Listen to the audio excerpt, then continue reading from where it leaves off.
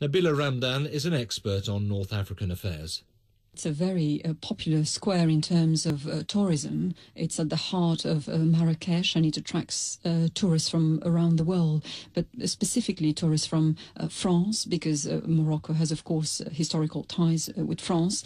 But British tourists are also very fond of the destination. Mick Jagger, for example, has a house in Marrakesh.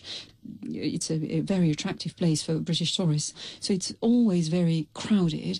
It's a vibrant place and a lot of movement as well. Right, so who do you think carried this out?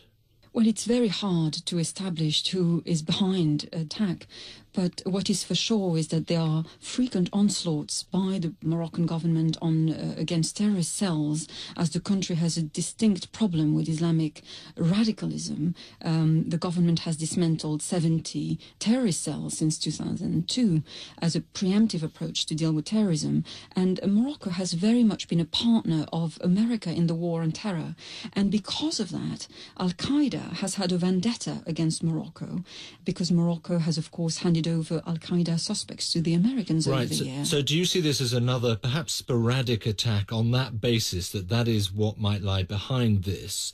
Or possibly is it related in any way to the unrest in the region as it is at the moment? Obviously, the situation in Libya springs to mind with NATO forces in action there. Often terrorist actions in that part of the world are carried out by disaffected young people who come from very impoverished background. Let's not forget that in Morocco there's huge poverty and also an awful lot of human rights abuses.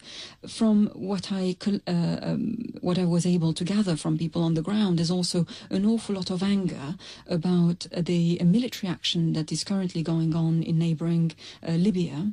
And let's not forget that Britain and, of course, France are very much leading the military actions over there. Right, because if that is the case, there's not an awful lot, I suppose, in the short term, certainly, that the government might feel it could do about that. Indeed, especially since the Moroccan government has done everything it possibly could to help in the war on terror. As I said, it was very active in dismantling terrorist cells, very much helping the Americans in doing so.